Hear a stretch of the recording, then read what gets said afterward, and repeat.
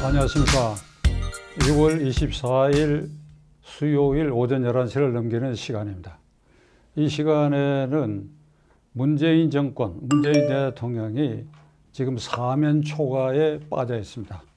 사면 초과에 빠져서 그 안에서 보기에 따라서는 굉장히 곤혹스럽고 허우적거리는 모습을 보입니다. 이럴 때 야당의 기회가 오는 것입니다.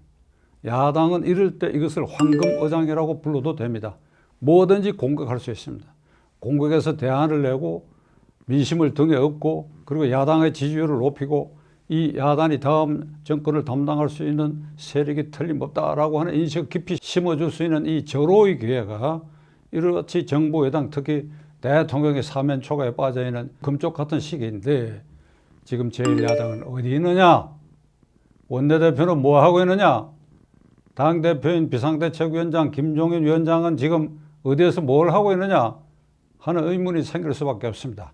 오늘 아침 11시 현재로 오늘 오후에 10일간 산사를 떠돌고 있던 주 원내대표가 상경에서 기자회견을 해서 원내 대책에 대해서 의견을 발표한다고 하는데 그러나 그 발표는 일단 기다려 봐야 되겠습니다. 지금 현재로 이런 무기력한 야당, 특히 주호영 원내대표가 18개 상임위원장 중에서 법사위원장을 포함한 6개 상임위원장을 여당이 일방적으로 선출하고 그리고 해당 상임위원회 소속 의원들을 미래통합당 의원들까지도 강제로 국회의장에 배정한 것에 대해서 원내대표로서 내가 이걸 감당할 수가 없다. 내 책임이다. 그리고 원내대표를 그만두겠다고 뒷걸음질 치듯이 산사로 사라진 지 지금 10일째가 되었습니다. 이건 분명히 몽리라고 봐야 됩니다. 몽리.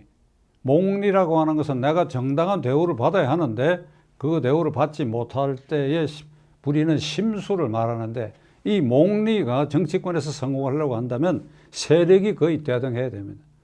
그러니까 대등한 세력끼리에 조금 세력이 약한 쪽이 몽리를 부리면 요구를 수용할 수밖에 없는 그런 구조일 때 이 몽리가 통하지 지금같이 압도적으로 기세등등한 여당 앞에서 소수당으로 몰린 야당이 몽리를 부려봐야 만만하게. 그래서 뭐 어젠가 김태년 민주당 원내대표가 저 고성 무슨 동해안 쪽에 절에 찾아가가지고 대화를 했다고 하는데 그러니까 대화하는 신용을 보이는 것이죠. 만만하게 보면 속으로는 이건 만만하게 다룰 수 있는 존재구나.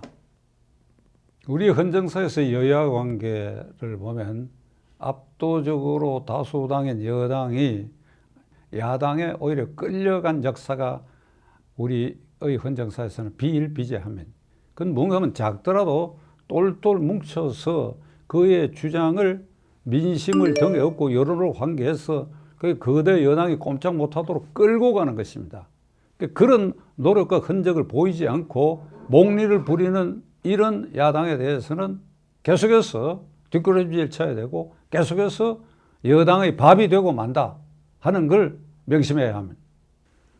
김종인 위원장은 비상대책위원장이라고 하는 그 직위를 어떤 태도로 받아들인지 제가 의심을 갖지 않을 수 없습니다. 현재는 당헌상 그거 당대표입니다. 이를테면 당 총재지요. 당수인데 원내 일은 주호영이가 알아서 한다. 그리고 곧 올라와서 뭐 국회 대책을 세울 것이다. 여당이 18개 상임위원장을 다 갖고 가더라도 다 갖고 가보라고 하지. 그리고 들어가서 싸울 수 있는 것을 싸워야 된다.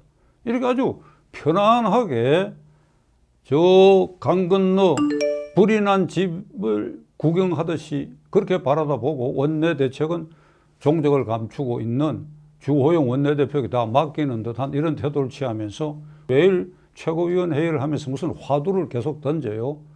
어제는 기본소득에 관한 세미나에 참석해서 한국형 기본소득제를 만들어야 된다라든지 이런 화두를 던지는데 안 하는 것도 나을지 모릅니다.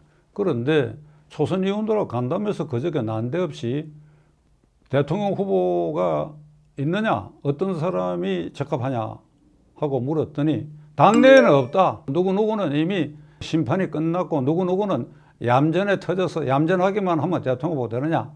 내가 사람 이름은 거명 안 하겠습니다. 김 위원장이 말한. 그런데 불쑥 백종원 같은 사람은 대중 친화적이니까 그런 스타일의 대통령 후보가 필요하다. 이래가 백종원 씨가 난데없이 뜨기 시작했어요. 그가 그 방면에 상품성을 높인 효과는 있을지 모르겠으나 지금 이 비상시국에 모두에 말씀드린 것처럼 문재인 대통령은 지금 사면초가 상태 아닙니까? 남북관계는 지금 파탄이 났고 특히 볼턴 회고록에서 우리가 알고 있었던 걸 다 확인했지 않습니까? 김정은에게 질질 끌려가고 종전선언에 급급하고 그러니까 북핵은 포기하지 않는다는 걸 알고도 그 끌려가고 있었다 하는 거. 그 이번에 다 들통이 났지요.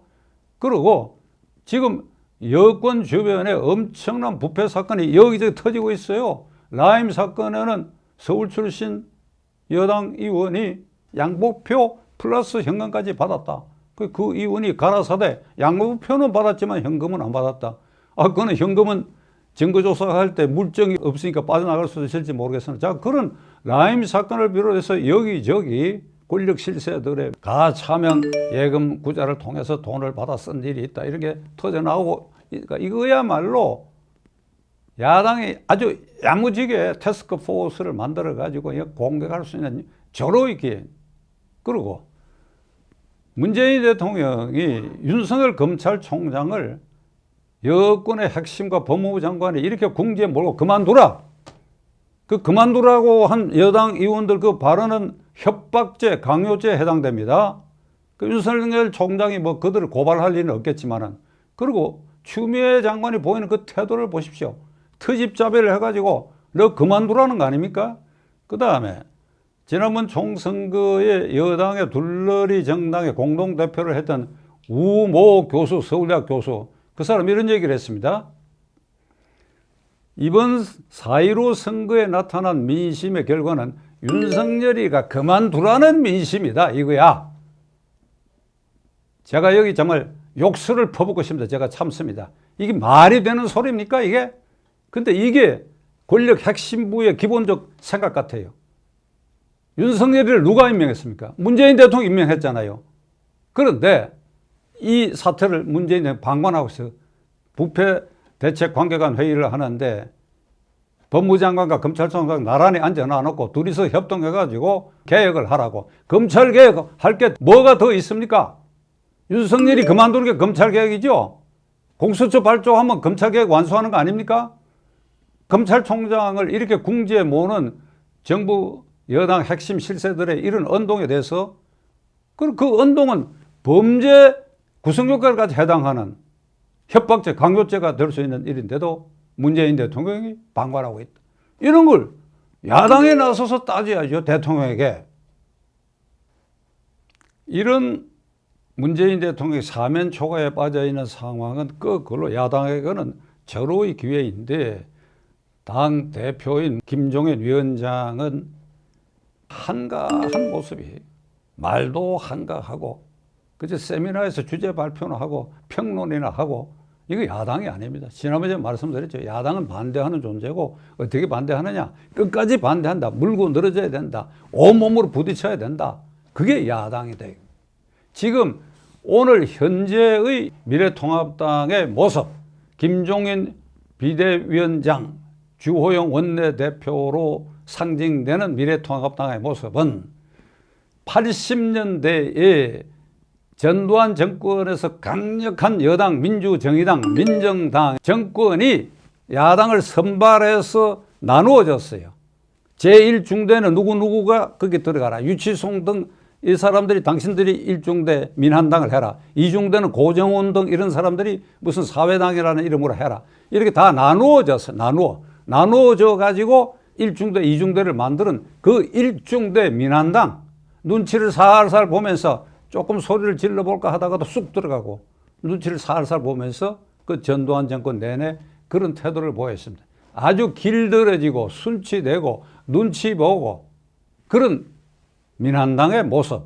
제1야당이 정권의 둘러리 야당으로 전락했던 그것이 어찌하여 30여 년 만에 이 꼴을 우리가 보게 되는 것인지 김종인 위원장과 주호영 의원 그리고 미래통합당의 핵심 국회의원 여러분들이 오늘 이 박찬종의 말에 대해서 너무 지나치다, 우리를 너무 모욕하는 거 아니냐, 가령 그런 느낌을 가지셨다면 분기탱천하십시오. 저를 향하지 말고 청와대를 향해서, 대통령을 향해서 야당다운 야당의 모습으로, 강성 야당의 모습으로 나아가야 합니다.